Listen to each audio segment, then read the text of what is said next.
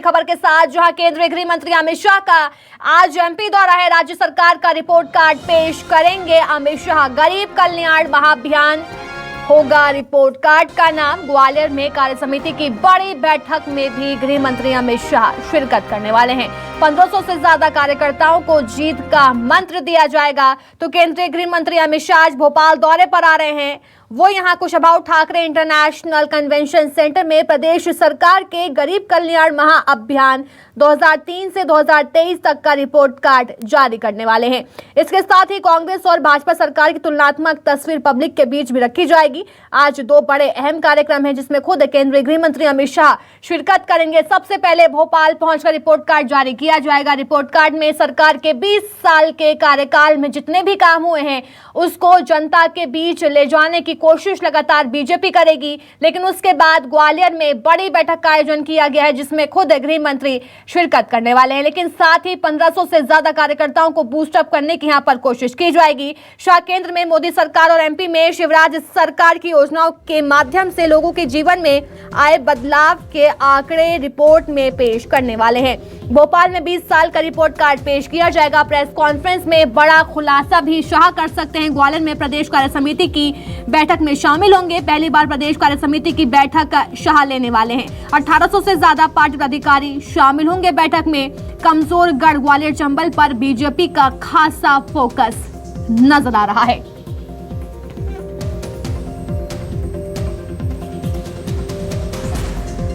तो भोपाल ग्वालियर दौरे पर अब से कुछ देर बाद गृह मंत्री अमित शाह पहुंच जाएंगे। भोपाल में 20 साल का रिपोर्ट कार्ड पेश किया जाएगा। प्रेस कॉन्फ्रेंस में भी बड़ा ऐलान किया जा सकता है।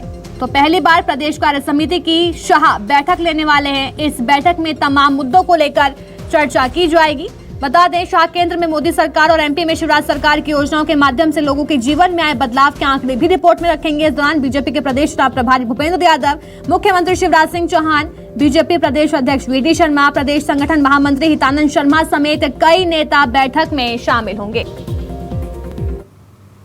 भोपाल से मेरे सहयोगी शब्बीर हमारे साथ जुड़ गए हैं। शब्बीर, अब से कुछ देर बाद केंद्रीय गृह मंत्री अमित शाह एमपी पहुंचने वाले हैं, लेकिन उससे पहले भोपाल में पहुंचेंगे। भोपाल में रिपोर्ट कार्ड पेश किया जाएगा जो कि 20 साल के कार्यकाल में जो भी काम हुआ है उसको जारी करेंगे। लेकिन अगर हम योजनाओं की बात करें तो किन किन योजनाओं को लेकर खासा फोकस एमपी में सरकार का नजर आ रहा है?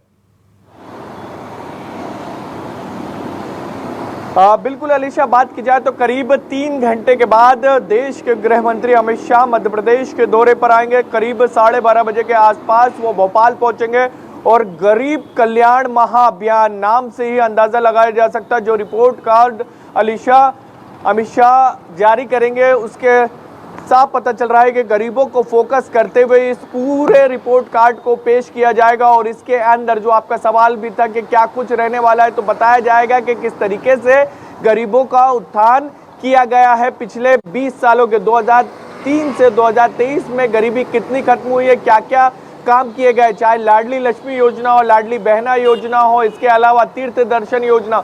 लाडली लक्ष्मी योजना तो मध्य प्रदेश की ऐसी योजना है जिसको दूसरे राज्यों ने भी अपनाया है।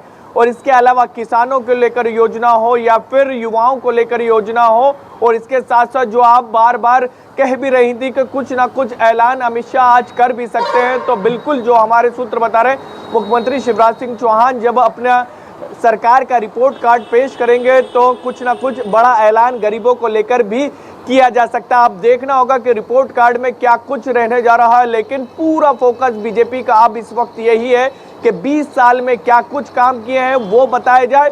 और दिग्विजय सिंह शासनकाल में 10 साल कैसे थे उनके शासनकाल के, और कितनी मध्य प्रदेश ने तरक्की करी है 20 साल में, वो तमाम चीज़ों के बारे में आज रिपोर्ट कार्ड जब पेश करेंगे अमित शाह तो उसकी तुलना करते हुए बताया जाएगा कि पहले किसानी इतनी होती थी, अब इतनी जमीन पर हो रही है। पहले सड़कें इतनी थी, अब सड़कें इतनी, अब घर घर जल पहुंचाने का जो योजना थी वो पहुंचा दी गई है कई जिलों में। इसके साथ साथ बताया जाएगा पहले बिजली इतनी कटौती होती थी, अब सरप्लस में बिजली है, हम अब बिजली दूसरे राज्यों को बेच रहे हैं, 24-24 घंटे बिजलियां मिल रही है, किसानों को किसी भी तरीके की दिक्कत नहीं आ रही है।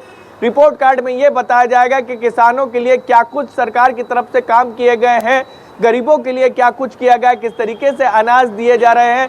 लाडली बहना योजना के तहत 1000 रुपये दिए जा रहे हैं। वृद्धा पेंशन के जरिए योजनाओं का लाभ दिया जा रहा है, तीर्थ दर्शन योजनाओं के तहत बुजुर्गों को अलग अलग यात्राओं पर भेजा जा रहा है। तो ये तमाम चीजें अलीशा रिपोर्ट कार्ड के अंदर रहने वाली है और इसके साथ साथ जो चीजें निकल कर सामने आ रही है इसके अंदर कांग्रेस पर भी वो निशाना साधते हुए नजर आएंगे। और ये बताते रिपोर्ट कार्ड को लेकर हम लगातार आपसे जानकारी ले रहे हैं कि क्या कुछ रिपोर्ट कार्ड में जारी किया जाएगा, क्या कुछ योजनाओं को लेकर जिक्र किया जाएगा। लेकिन हम ग्वालियर चंबल की बात करें, देखिए हाल ही में दिल्ली में बड़ी बैठक का आयोजन किया गया था जिसमें खुद गृह मंत्री शामिल हुए थे, पीएम मोदी शामिल हुए थे और साथ ही सीएम शिवराज सिंह चौहान ने भी शिरकत की थी। और उस बैठक में कैटेगरी सी और डी को लेकर ज्यादा खासा फोकस रखा गया था। तो क्या ग्वालियर चंबल भी उसी सी या डी कैटेगरी में शामिल है जिसके चलते शाह की पैनी नजर है उस पर?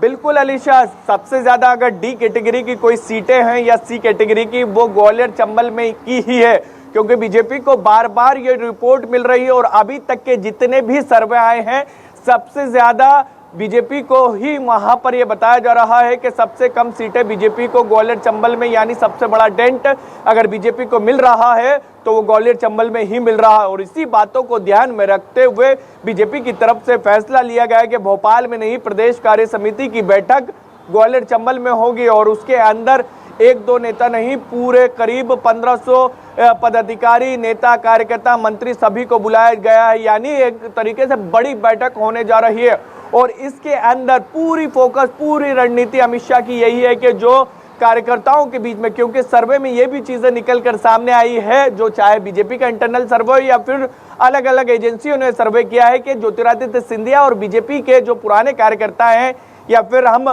दूसरे जो वहां के बड़े नेता हैं उनके बीच में और ज्योतिरादित्य सिंधिया समर्थक के कार्यकर्ताओं के बीच में समन्वय नहीं है और इसी के कारण बीजेपी को वहां पर चुनाव में नुकसान उठाना पड़ सकता है। और इसी चीजों को भांपते हुए अमित शाह ने तय किया कि प्रदेश कार्य समिति की बैठक ग्वालियर चंबल में भी होगी, वहां पर जीत का मंत्र भी देंगे, एकजुटता का संदेश भी देंगे और इसके साथ साथ ये भी जनता के बीच में मैसेज जाएगा कि बीजेपी यहाँ पर धड़ों में नहीं बटी हुई है, यहाँ पर एकजुट है, एक साथ है। और आज जब प्रदेश कार्य समिति की बैठक होगी तो ज्योतिरादित्य सिंधिया भी उस मंच पर नजर आएंगे। इसके अलावा बात करें जो नरेंद्र सिंह तोमर है, देश के कृषि मंत्री है, जो खुद वहीं से आते हैं ग्वालियर चंबल से, वो मंच पर रहेंगे। नरोत्तम मिश्रा मंच पर रहेंगे। वी.डी. शर्मा, भले ही सियासत का केंद्र उनका अलग अलग जिले में रहा लेकिन वो खुद मुरैना से आते हैं।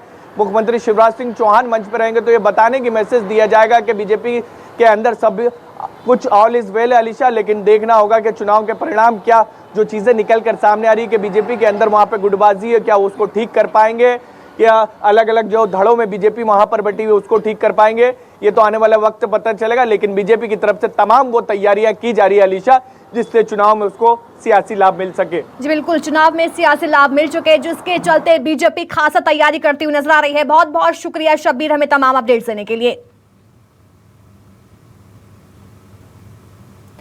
तो अब से कुछ देर बाद, कुछ घंटे बाद गृह मंत्री अमित शाह भोपाल पहुंच जाएंगे। भोपाल के बाद ग्वालियर पहुंचेंगे जहां से बड़ी बैठक का आयोजन किया जाएगा जिसमें 1500 से ज्यादा कार्यकर्ता, पदाधिकारी, नेता शिरकत करेंगे और एक टास्क देने की भी यहां पर गृह मंत्री की तरफ से कोशिश की जाएगी।